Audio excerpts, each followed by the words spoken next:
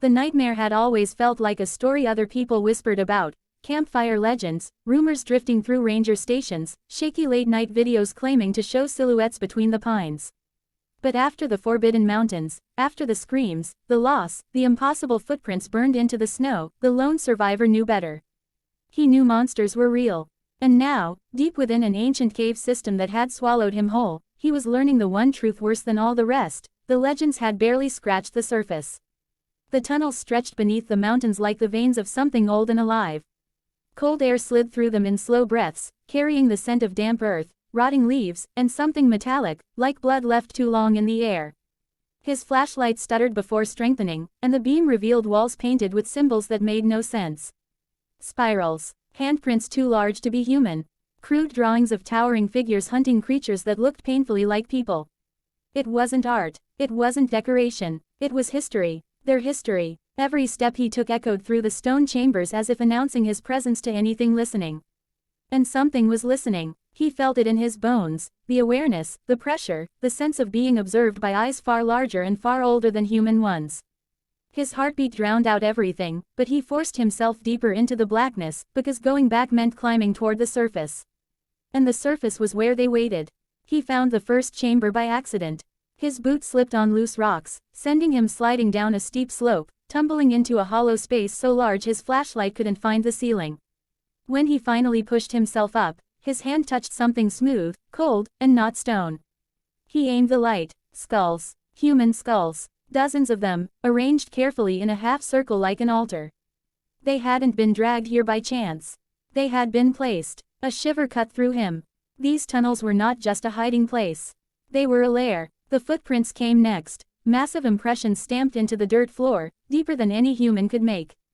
Some were fresh, some looked hours old, and some overlapped, as if dozens of these creatures had passed through recently, moving with purpose. Hunting, tracking, preparing. His light caught a series of tall, narrow scratches along the wall.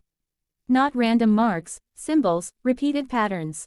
He didn't need to understand them to feel what they meant. Territory, warning, ownership. He wasn't supposed to be here. Or, worse, he was exactly where they wanted him. He swallowed hard, forcing himself forward. The stone tunnel narrowed until he had to crouch, his shoulders brushing rough walls that felt too warm, as if holding the heat of something that had passed through only minutes ago. Dripping water echoed rhythmically, almost like footsteps. He kept moving. The sound of rushing water reached him first, distant, cold, and violent. When he stepped into the cavern, he found a river surging through the darkness, fed by glacial melt higher in the mountain. A natural bridge of stone arched across it. The air was freezing, turning his breath into pale mist. His flashlight flickered again, weak now, its battery dying faster than it should. He forced himself across the bridge, feeling the vibration of the river thundering below. Halfway over, a sound cut through the darkness, a low, guttural rumble that made the stone beneath him tremble. He froze. The rumble grew louder, deepening into a roar that shook loose dust from the cavern walls. Then came the cracking sound. He leapt forward just as a massive force slammed into the bridge behind him. Stone shattered. The bridge collapsed into the raging water, disappearing instantly. He hit the ground hard on the far side, rolling onto his back, gasping for breath. He saw nothing, but he heard something retreat into the shadows, heavy footfalls, deliberate, intelligent, testing him. It wasn't trying to kill him with the strike. It was trying to corral him, herd him, force him deeper. He pushed himself up, heart pounding. The realization hit him like ice. These creatures weren't mindless beasts.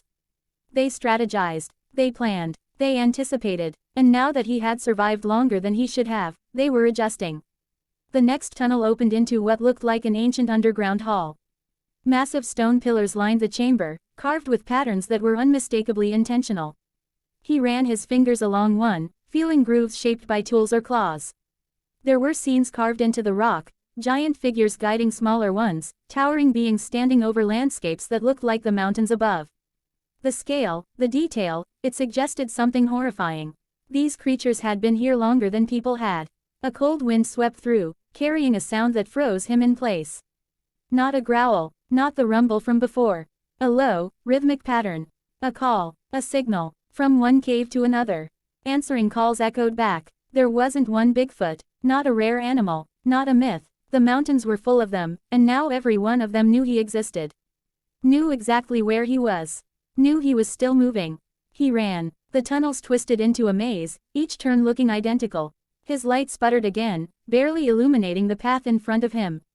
At one point the ground broke open into a pit, and he barely stopped before falling into a graveyard of bones.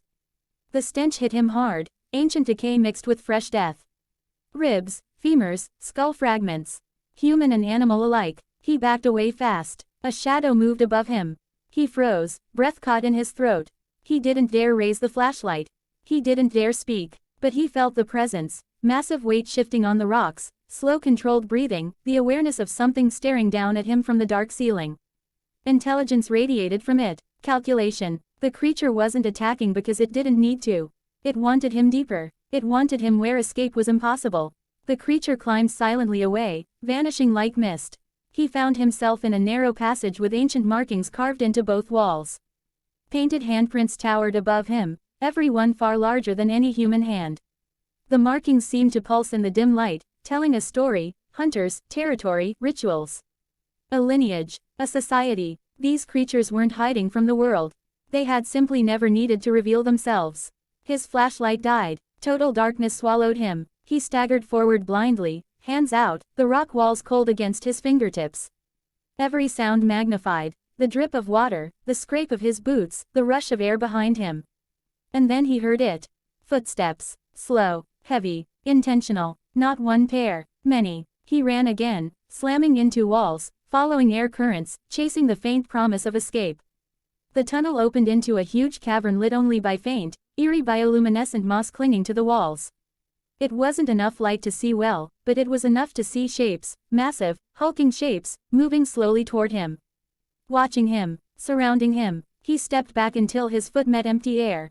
Another cliff, another drop into nothingness. He turned. One of them stepped into view. 8 feet tall, shoulders like boulders, eyes that glowed in the dim light, not animalistic, but aware. Studying him, evaluating him, it tilted its head, as if trying to understand why he had come this far, why he had survived, what he meant. It didn't roar, it didn't attack, it simply stared, and that was worse, because in that moment he knew the truth. Everything he had encountered in the mountains before this moment had been a test. A boundary, a warning, but now, deep in their world, surrounded by their symbols, their history, their dead, and their watchful eyes, he realized something far more terrifying. They were letting him see this. They wanted him to understand. And whatever came next would not be a chase. It would not be a hunt. It would be a message. One they intended the world to hear, if he ever got out alive.